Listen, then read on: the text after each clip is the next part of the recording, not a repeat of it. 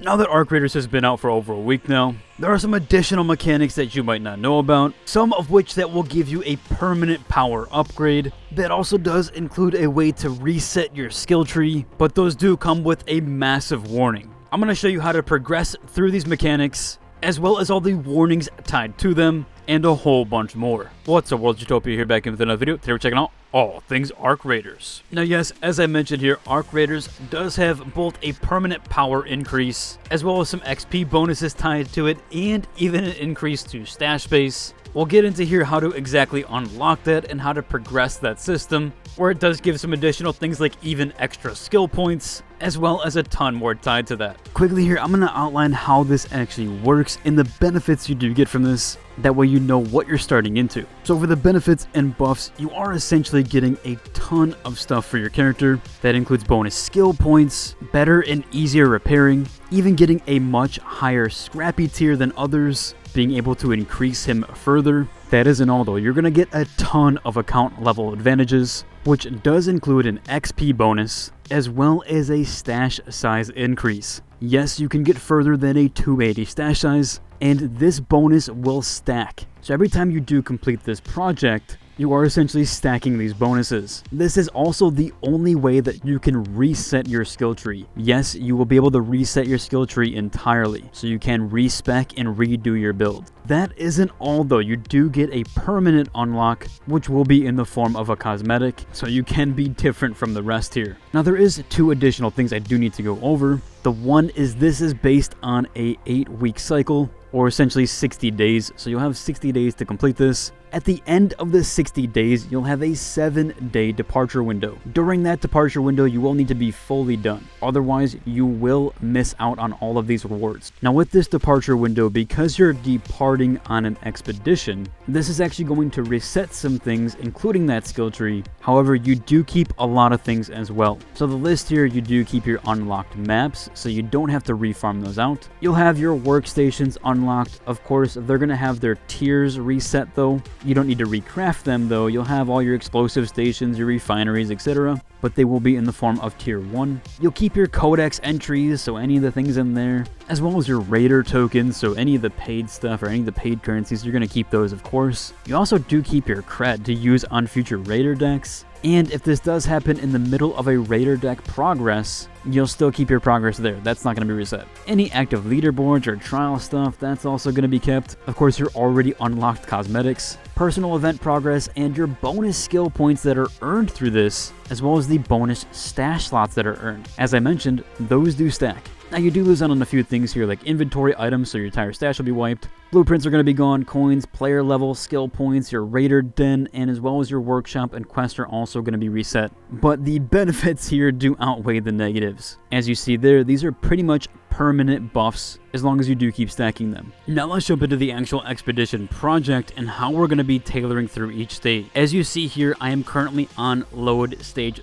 5 of 6. This is technically the last load stage. Stage 6 is literally just departure, so you won't have to do anything there. Just gonna let you depart. But we're going to go through each of the stages here, and then I'm also going to help you with stage 5 and how this actually does work, as it is a little bit complex, not terribly, but there are some things here that you really should know on how to actually farm through these. I would also say I really recommend starting this right away and getting this done with, as the first couple stages you're really going to want to have as much as you can and to get through it very quickly, because stage 1 here actually does require 150 metal parts, 200 rubber parts, 80 arc alloy, and 12 springs. So a lot of this stuff here at the bottom we're going to have to get rid of right away. It's very easy to get this stuff and very fast and simple. There's also some additional ways that you can get it. Of course, if you have Celesti and you have seeds, you can come right in here and buy some stuff and easily kind of go through that. And even your springs, you can get 10 every 24 hours. So she does have a limited stock, 10 of 10, you see, and it does reset 24 hours. This one is not a personal timer. This reset timer is the same for everybody and at the same time. For stage 2, here's where we get a little bit harder here, as most of these items will need to be found in raid and actually are really hard for the one to actually make, at least over time. So for stage 2, you'll need 35 durable cloth, 30 wires, 30 electrical components, and 5 cooling fans. Now 2 of these we can actually make in base if you do have your refinery at a decent level.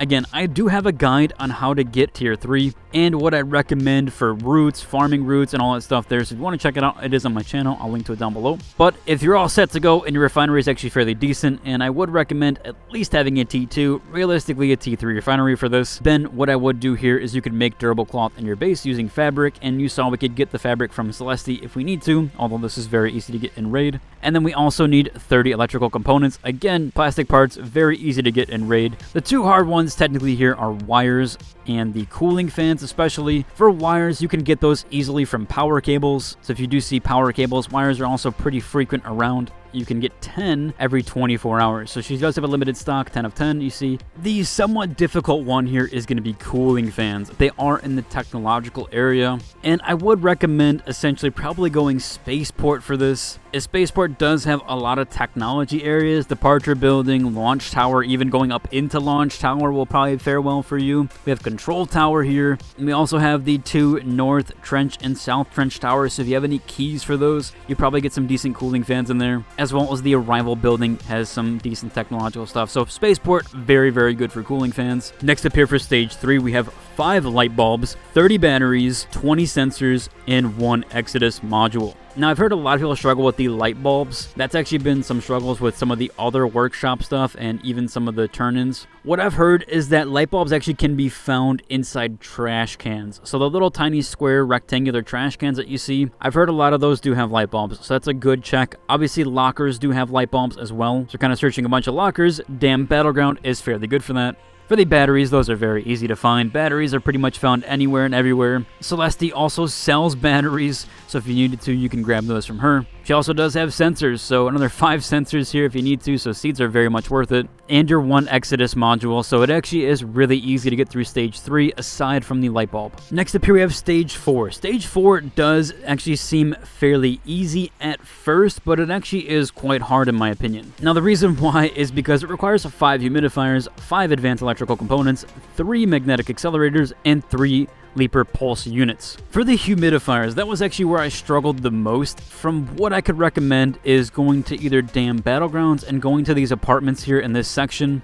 Basically, going to any residential area is going to be your best bet. There's also a decent amount of residential areas over in Buried City, so that's another one that I would check in to go to those residential areas, like even here, Grandioso's apartments. You also sometimes can find humidifiers where you're breaching the side kind of heaters and containers there on the side, so I would go for those as well. The other ones we of course can make in base aside from the one. So again, this is why refineries so useful. We can make the advanced electrical components here. We do need wires again, which we can get from Celeste if we need, or in raid. And then we also need magnetic accelerators, so you can make those here and craft those as well. And you need 3 of those, so it's not terribly bad. And you can also make the advanced mechanical components to craft the magnetic accelerators. The last semi-difficult one is the Leaper units. Now, they're not terribly hard to get. What I would recommend is using a lot of grenades, or either a showstopper grenade, or if you have them, blaze grenades. Now I got super lucky here. I got a blaze blueprint. In fact, I haven't even heard anybody with a blaze grenade blueprint. So if you have this, you are very lucky here. It does actually require oil, which is a bit unfortunate. Not the most hard to find, but this does use in a lot of other weapons, so I kind of like to keep my oil. You might find blaze grenades if you have security breaches, fairly easy though. So I would use blaze grenades against the Leaper unit. Usually 2 will take it down fairly easy. Now we're finally on to the last load stage here. Now this one, in my opinion, is actually one of the harder stages, and the reason why is I actually thought it was coin that was required for this when I first saw the image, but you actually have to turn in items for this, and it's by category. So for example here, we're going to go ahead and complete the combat items. So if we go here, we can see that we can select items. Again, it does say down here, once these are committed to your project, you cannot snag these back out. Resources cannot be retrieved. So for example here, I'm going to go ahead and turn in an Osprey. I have the blueprint for this, so I don't really care about it. And the Osprey is actually going to put me over the 250 mark. We can actually see here that it went from 243 to 250, so it'll give you the updated pricing there. Another cool thing is if you control click, you can actually do more than one item. So you don't have to hit select all. Careful on that. Do not hit select all. That is your entire stash as you see there. Do not want to do that, as it says if you do confirm this, essentially putting all these items in here, you won't get any of this stuff back. So as we don't want to do that, and again, you could just click out or hit escape to go back if you did accidentally do that. I actually didn't realize, but I have an extended stuff here. So I'm actually going to put these in here in my extended media mag and a silencer or a shotgun choke that I have here. And that's going to put me over the 250 mark. Again, I don't know what it is on controller, but it is control click. And then I can go ahead and confirm these two. That's going to put me over the 250 mark, and now I have this checked off. I don't have to submit any more items to this. So again, you really should try to get it as close to the 250 mark as possible. And what I recommend there for those is usually either pink weapons if you can afford it, or as you saw, a lot of the mod components actually do fare very well and actually sell for quite a lot in the combat items. So typically any mods that you're not using, if you want to sell to these, of course I'd probably keep a silencer, but you see 7k here is pretty nice. It also does combine grenades in there. I submitted a lot of heavy grenades and even trigger nades. I don't really use these a lot, so these two I did submit, and even tagging grenades. These are all 1,000 each, so these do fare decently well in that section, other than your weapons, which again, blue weapons sell for decent. Even this anvil sells for 3,700, blue weapons 8,700, even the Osprey 8,500. So if you have the security breach, it actually makes this part quite easy. The next one is survival items. Now for survival items, I've seen a ton of stuff here that I can submit, like these augments for 5k, the Vita sprays are 3k, but I would not sell these. These are very hard to make. Snap hook is 14k, again, something I wouldn't sell. Maybe my noisemakers. Defibrillators aren't bad to sell. However, for this part, I would actually recommend probably just doing bandages in general. The funny part is, even if I had the herbal bandages, which just for the sake of the video, I'll buy 5 of them for you. If I go into projects here, you'll see that the herbal bandages sell for 32, while the regular bandages sell for 12.50. Given how much it costs to make herbal bandages and needing the plant parts that we'll also need for provisions, so that's why I wouldn't sell them either, I would just craft a bunch of bandages since you get so many fabrics, or even make zip lines when you can. Although again, a lot of this stuff doesn't sell very well for survival. What I mostly did put in here though was a lot of bandages and a few defibrillators. I even sold one of my healing augments, which I don't really use, and it was just a 5k to boost it up. But honestly, I would just recommend putting bandages in here. You'll get them quite a lot in Raid, and they'll eventually rack up, and you get a ton of fabric, and it is pretty free to do those. You could also do your adrenaline shots. At a full max stack here, they're 1,500. I just wouldn't recommend Vita sprays or Vita shot, as they are way too rare unless you have the blueprint. And herbal bandages cost way too much in my opinion to make, and we also do need those for my opinion for provisions, which I actually think is the hardest one to level, other than survival items. So next up here we have provisions. Now this one I do think is quite hard, but it actually can be fairly easy if you have security breaches or you know where to farm. So you see the things here that are accepted. For example, your key. Don't ever sell keys. There are only 100 in that. I also would not recommend putting Raider hatch keys in here. What does sell well though is these, for example. So this film reel is going to do very nice. Resin does actually really well. You see 5,000 for resin. I'll go over that in a second. Blueprints also sell very well. So we have Jolt Mine for 5k and a Batina for 5k. So I'm going to go ahead and sell those. As you see, we racked up quite a lot from 96,000 just on these 4 items. So I'll sell those and get about 24,000 worth in provisions. And that was just off one run that I had all those items. Now you might be saying, well, it's really hard to get trinket items, or DAM is way too exposed now. I think everybody at this point knows that the research admin locker room is just insane for these trinkets, and they're just way too hard to get right now, so I wouldn't recommend going there, especially with all the PvP. So what can you do? Well, as you see here on the DAM Battlegrounds, there is something called Lush Blooms. Now you might have think because it says increased amount of nature loot that you should just go for the nature sections and head over there. Like for example, Hydrodome has a bunch of nature, and even Wreckage would have some nature like the mushrooms. However, no. What I would recommend doing is going for the baskets. If you didn't know, Lush Blooms actually does offer baskets that have a ton of fruit and things in them. And as you saw earlier, our resin sells for 5,000 for just 5 of these. That same does apply to fruit. Fruit is actually very expensive. In fact, a full 10 stack of mushrooms, I believe, was around 10 to 15,000 coin here. So you get a ton just for having this nature ingredient, which I do think is an easy way to get up your provisions. But I would recommend waiting for a Lush Bloom. Now you can find the baskets very easily over on Metaforge. So we'll head over there very quickly and I'll show you how to do that. Now that we're here on Metaforge, I want to show you how to use this website, as there is a different way to use it or utilize it, because this map right now is very overwhelming.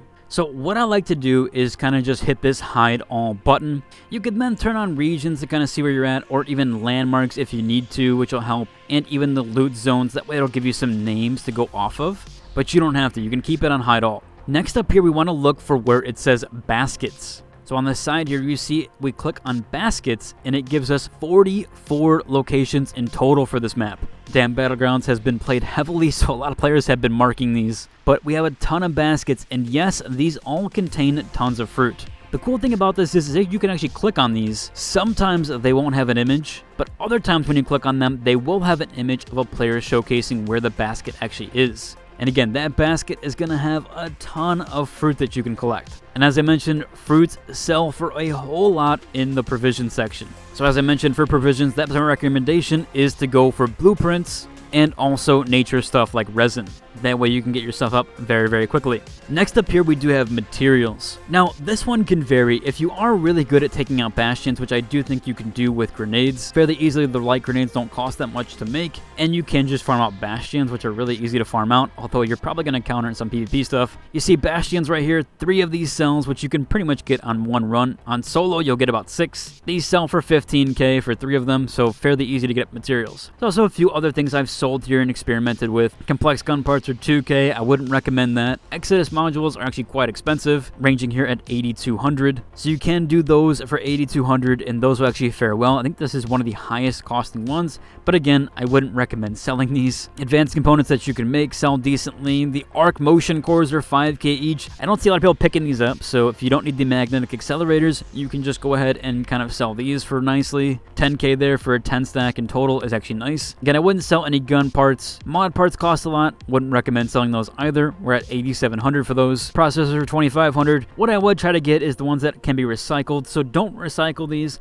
just take them in their purest form. So you see this one sells for 1000, so we can click that or control click it. And then we also have water pump, which we can go ahead and control click, and then we can input those. I wouldn't recommend doing any green ones, as you need way too many in the stack, which you can do to progress all of these, but I wouldn't recommend it as much. If you really absolutely needed the help, you can buy these items out. So you can buy weapons directly from Tianwen. However, like this shows, it costs 21,000 for 7k worth of items, meaning that you will need 3 times what you're wanting or needing to sell. So if you need 30,000 more for any of the sections there, it's actually going to cost you 90,000 in coins. But you can do so if need be for the last little bit there. And that's why I would push to load stage 5, as a lot of stuff that's taking up your stash base right now you can actually put inside this project. In fact, I got my stash base down to about 240 when I was nearing the very end of this. Although right now I had some extra items just so I could showcase to you guys exactly what I used to kind of put in here. So dependent on the